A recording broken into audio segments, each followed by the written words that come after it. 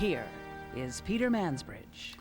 Good evening. From drought to deluge, weather watchers in British Columbia say only in a province like theirs could so dramatic a transformation happen in so few days.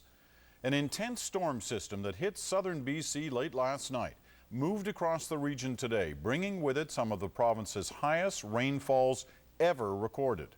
Tonight, hundreds of homes near the Chilliwack River are evacuated, and forecasters say no one can accurately predict the flood patterns of the many other nearby rivers.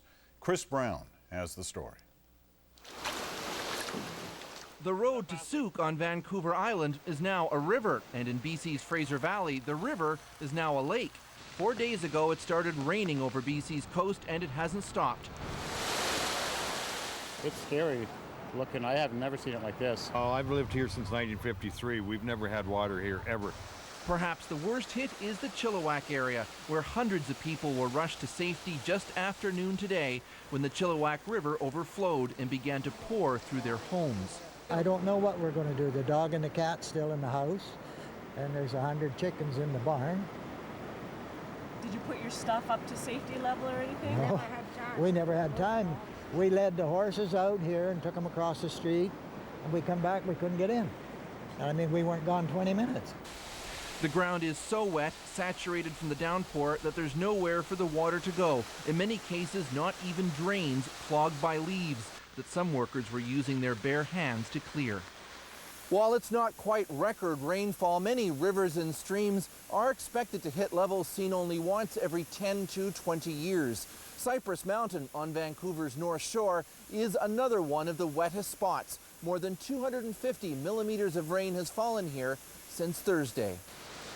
Meteorologists call a downpour like this a pineapple express. The air that's over us that's producing this heavy rain comes from very southern latitudes over the Pacific at about the latitude of Hawaii, hence the pineapple express. And a month's worth of rain in just a few days was more than this hillside could take, collapsing onto a road. Buildings buckled as well. The roof of this bowling alley caved in under the weight of the water. And at the site of the future Olympic Village on False Creek in Vancouver, the rain caused the load in this barge to shift, spilling it into the water. But it is the rising rivers in the eastern Fraser Valley that emergency preparedness officials are the most worried about. The rivers will continue to rise rapidly for the rest of the day after dark this evening, and peaking maybe midnight, maybe after midnight, early Tuesday morning. And I think we're going to be okay. We're not right on the lake, but I think we're okay. I hope. Ugh. For thousands of people in the potential flood zone, it's shaping up to be a very tense 24 hours. Chris Brown, CBC News, Vancouver. Well, for more on the why and the what now on this, we're joined by Claire Martin in the CBC News Weather Center. Claire. Thanks very much, Peter. This is the satellite imagery of that Pineapple Express that you talked about earlier in the story. It is basically a hose pipe of wet weather makers pushing its way all the way into the BC coastline. The good news is, as we go into the forecast, that hose pipe is getting pointed very marginally south of Vancouver. As a result, those readings will actually drop off, tapering back to showers through the overnight period. But here's some of the storm totals we've seen over the past 5 days in and around the lower mainland, and the numbers are outstanding. Squamish at 300 millimeters plus.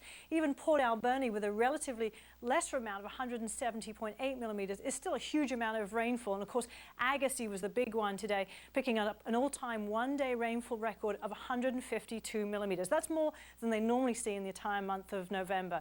That's how it's looking out in the wet west coast. Peter, back to you. All right, Claire, thank you. And Claire, of course, will be back later in the broadcast.